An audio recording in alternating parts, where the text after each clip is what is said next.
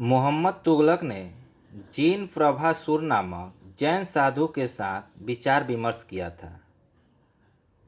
मोहम्मद बिन तुगलक की मृत्यु 20 मार्च 1351 ईस्वी को सिंध जाते समय थट्टा के निकट गोडाल में हो गई।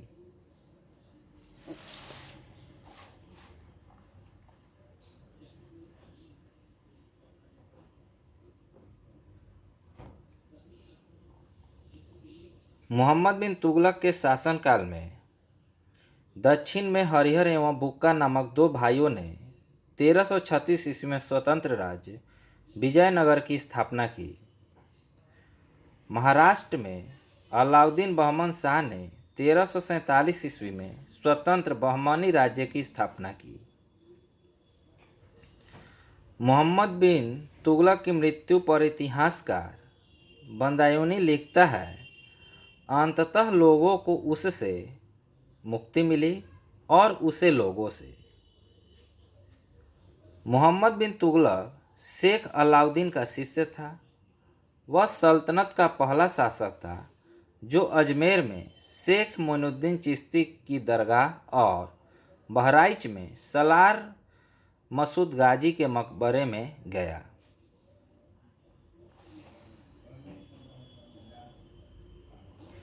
मोहम्मद बिन तुगलक ने बदायूं में मीरन मुलहिम, दिल्ली में शेख निजामुद्दीन औलिया, मुल्तान में शेख रुकनुद्दीन, अजुधन में सिख मुल्तान आदि संतों की कब्र पर मकबरे बनवाए। फिरोज तुगलक का राज्याभिषेक थट्टा के नज़दीक 20 मार्च 1351 ईस्वी को हुआ। पुनः फिरोज का राज्याभिषेक दिल्ली में अगस्त 1351 ईस्वी को हुआ। खलीफा द्वारा इसे कसीम अमीर उल मोमिनीन की उपाधि दी गई।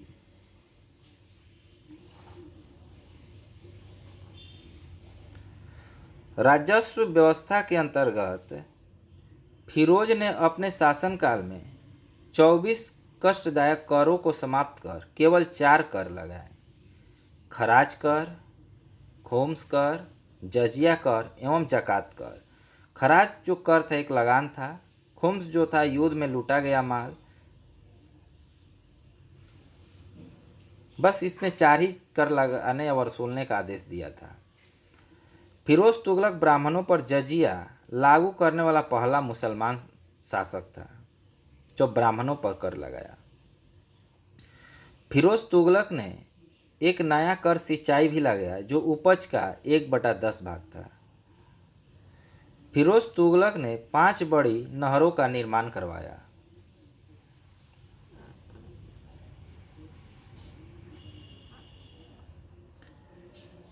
फिरोज तुगलक ने 300 नए नगरों की स्थापना की। इसने हिसार, फिरोजाबाद जो दिल्ली में है, फतेहाबाद, जौनपुर, फिरोजपुर जो प्रमुख हैं। इसके शासनकाल में खिरीजाबाद जो टोपरा गांव एवं मेरठ में अशोक के 2 स्तंभों को लाकर दिल्ली में स्थापित किया गया। सुल्तान फिरोज तुगलक ने अनाथ मुस्लिम महिलाओं, विधवाओं एवं लड़कियों की सहायता के लिए एक नए विभाग दीवान एक खैरात की स्थापना की। सल्तनतकालीन सुल्तानों के शासनकाल में सबसे अधिक दासों की जो संख्या थी वो फिरोज शाह तुगलक के समय थी। लगभग 1,80,000 दासों की संख्या बताई गई है।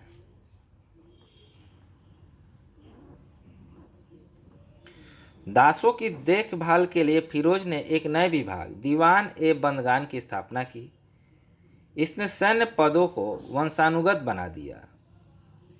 इसने अपनी आत्मकथा फतुहात ए फिरोज शाही की रचना की। इसने जियाउद्दीन बर्नी एवं शम्स ए सिराज अफीम को अपना संरक्षण प्रदान किया। इसने ज्वालामुखी मंदिर के पुस्तकालय से लूटे हुए 1300 ग्रंथों में से कुछ को फारसी में विद्वान अपाउद्दीन द्वारा दलायते फिरोज शाही नाम से अनुवाद करवाया। इसने चांदी एवं तांबे के मिश्रण से निर्मित सिक्के भारी संख्या में जारी करवाए, जिससे अद्धा एवं बीस कहा गया था। बीख है, अद्धा या बीख है। फिरोज तुगलक की मृत्यु सितंबर 1388 ईस्वी में हो गई। फिरोज काल में निर्मित खान ए जहां तेलंगानी के मकबरा की तुलना जेरूसलम में निर्मित उमर के मस्जिद से की गई है। सुल्तान फिरोज तुगलक ने दिल्ली में कोटला फिरोज शाह दुर्ग का निर्माण करवाया। तुगलक वंश का अंतिम शासक नसरुद्दीन मोहम्मद तुगलक था।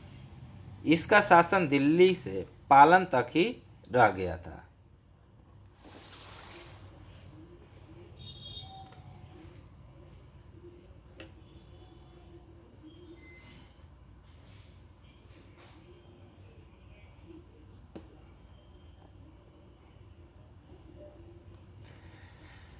तैमूरलंग ने सुल्तान नसरुद्दीन मोहम्मद तुगलक के समय 1398 ईस्वी में दिल्ली पर आक्रमण किया।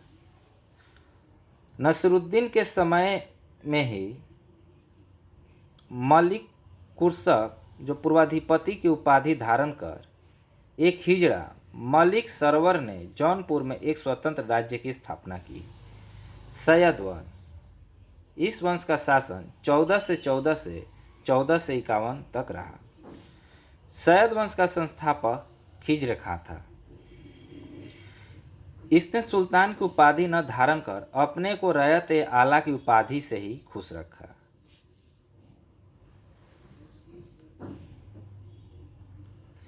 खिज्र खां तैमूरलंग का सेनापति था। भारत से लौटते समय तैमूरलंग ने खिज्र खां को मुल्तान, लाहौर एवं दीपालपुर का शासक नियुक्त किया। खिज्र खां नियमित रूप से तैमूर के पुत्र शाहरुख को कर भेजा करता था। खिज्र खां की मृत्यु 20 मई 1421 ईस्वी को हो गई। खिज्र खां के पुत्र मुबारक खां ने शाह की उपाधि धारण की थी। याहिया बिन अहमद सरहिंदी को मुबारक शाह का संरक्षण प्राप्त था। इसकी पुस्तक तारीखी ए मुबारक शाही में सैयद वंश के विषय में जानकारी मिलती है। यमुना के किनारे मुबारकाबाद की स्थापना मुबारक शाह ने की थी। सैयद वंश का अंतिम सुल्तान अलाउद्दीन आलम शाह था। सैयद वंश का शासक करीब 37 वर्षों तक रहा, यानी सैयद वंश का शासन करीब 37 वर्षों तक रहा। लोदी वंश, इसका शासनकाल 1451 से 1526 ईस्वी तक रहा। लोदी वंश का संस्थापक बहलोल लोदी था। वह 19 अप्रैल 1351 ईस्वी को बहलोल शाहगाजी की उपाधि से दिल्ली के सिंहासन पर बैठा। दिल्ली पर प्रथम अफगान राज्य की स्थापना का श्रेय बहलोल लोदी को दिया जाता है। बहलोल लोदी ने बहलोल सिक्के का प्रचलन करवाया।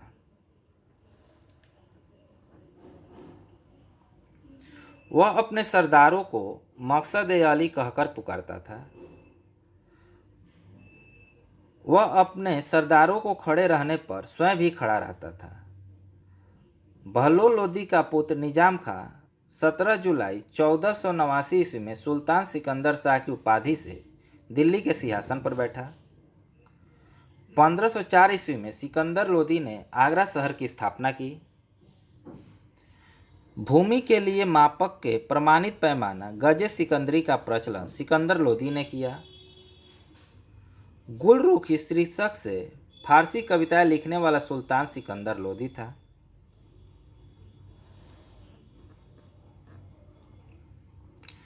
सिकंदर लोदी ने आगरा को अपनी राजधानी बनाया। इसके आदेश पर संस्कृत के एक आयुर्वेद ग्रंथ का फारसी में फरहंगे सिकंदरी नाम से अनुवाद हुआ। इसने नागरकोट के ज्वालामुखी मंदिर की मूर्ति को तोड़कर इसके टुकड़े को कसाईयों को मांस तौलने के लिए दे दिया। इसने मुसलमानों को ताजिया निकालने एवं मुसलमान स्त्रियों को पीरों तथा संतों के मजार पर जाने पर प्रतिबंध लगा दिया। गले की बीमारी के कारण सिकंदर लोदी की मृत्यु 21 नवंबर 1517 ईस्वी को हो गई। इसी दिन इसका पुत्र इब्राहिम शाह की उपाधि से आगरा के सिंहासन पर बैठा। 21 अप्रैल 1526 ईस्वी को पानीपत के प्रथम युद्ध में इब्राहिम लोदी बाबर से हार गया। इस युद्ध में वह मारा गया। बाबर को भारत पर आक्रमण करने के लिए निमंत्रण पंजाब के शासक दौलत खां लोदी एवं इब्राहिम लोदी के चाचा आलम खां ने दिया था। मोट की मस्जिद का निर्माण सिकंदर लोदी के वजीर द्वारा करवाया गया था।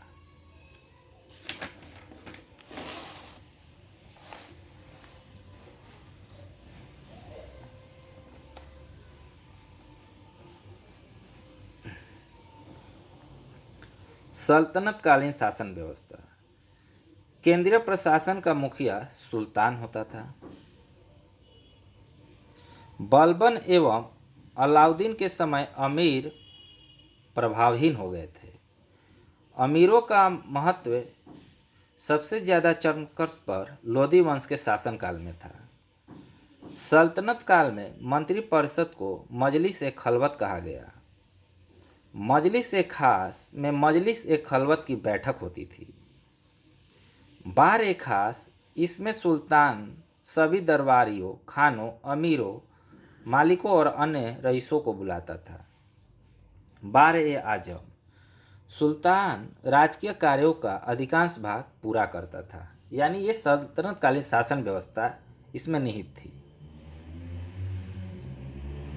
मंत्री एवं उससे संबंधित विभाग, वजीर जो प्रधानमंत्री होता था, राजस्व विभाग का प्रमुख होता था। मुसरिस ए मुमालिक महालेखाकार होता था। प्रांतों एवं अन्य विभागों से प्राप्त आय एवं व्यय का लेखा जोखा करता था। मजमुआदर उधार दिए गए धन का हिसाब रखता था।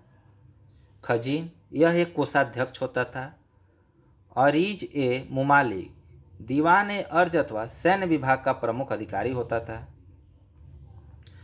सद उस सुदूर धर्म विभाग एवं दान विभाग का प्रमुख होता था। काजिल उल कजात सुल्तान के बाद न्याय का सर्वोच्च अधिकारी होता था। बरीद ए मुमालिक गुप्तचर विभाग का प्रमुख अधिकारी होता था।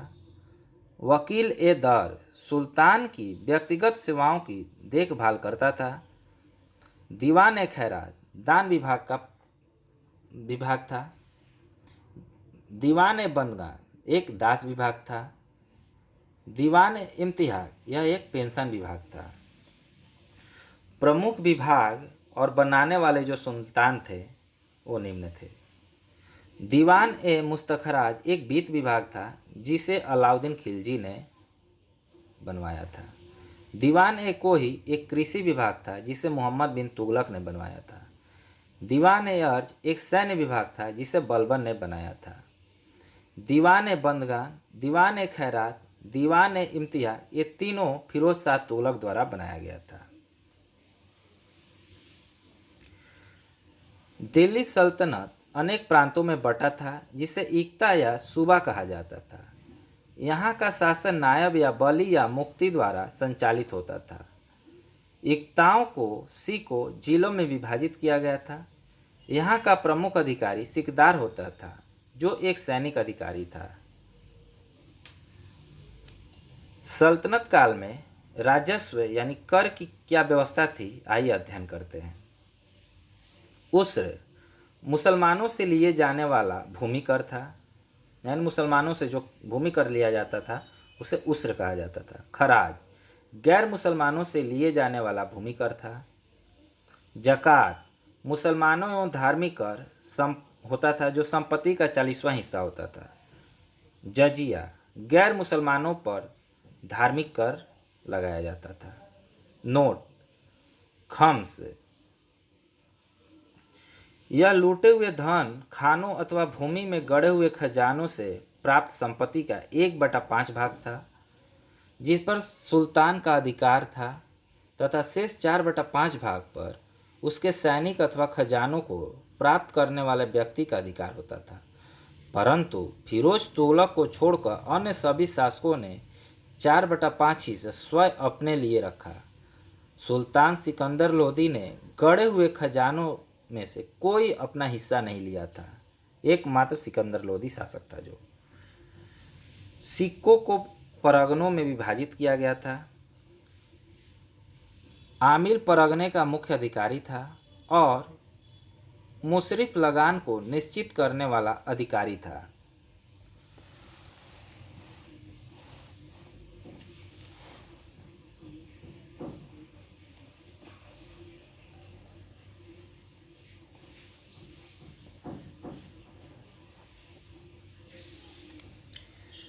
एक शहर या 100 गांवों के शासन की देखरेख अमीर ए सदा नामक अधिकारी करता था। प्रशासन की सबसे छोटी इकाई ग्राम होता था। सुल्तान की स्थायी सेना को खालखेल नाम दिया गया था। मंगोल सेना के वर्गीकरण की दशमलव प्रणाली का सल्तनतकालीन सैन्य व्यवस्था का आधार बनाया गया था।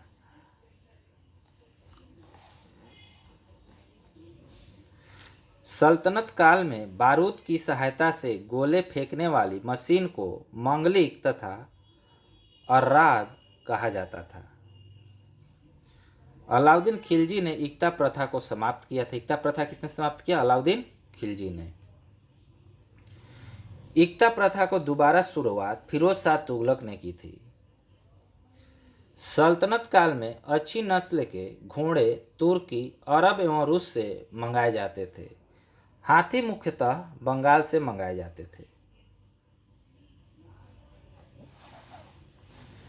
सल्तनत काल में 10 अश्वारोही बराबर एक सर खेल होते थे।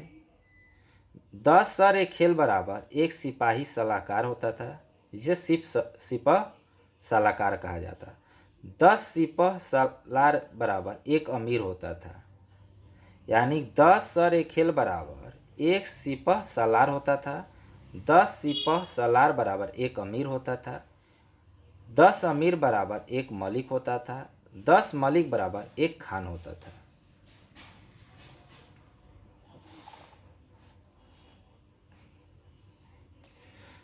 सल्तनत कालीन कानून शरीयत कुरान एवं हदीस पर आधारित था। मुस्लिम कानूनों के 4 महत्वपूर्ण स्रोत थे: कुरान, हदीस, इजमा एवं कयास। सुल्तान सप्ताह में 2 बार दरबार में न्याय करने के लिए उपस्थित होता था।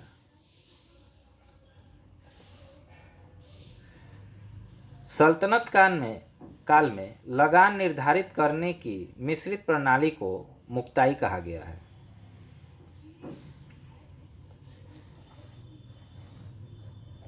स्थान एवं प्रसिद्धि के कारण रहा। सरस्वती जो स्थान है वो अच्छी किस्म की चावल के लिए प्रसिद्ध है।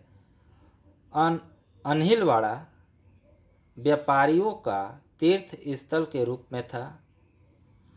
सतगांव रेशमी रजाइयों के लिए विख्यात था सल्तनत काल में।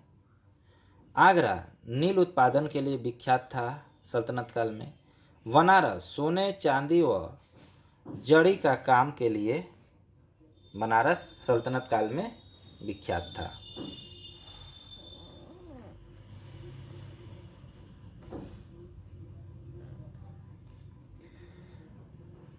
भूमि की नाप जोख करने के बाद क्षेत्रफल के आधार पर लगान का निर्धारण मसाहत कहलाता था। इसकी शुरुआत अलाउद्दीन ने की थी।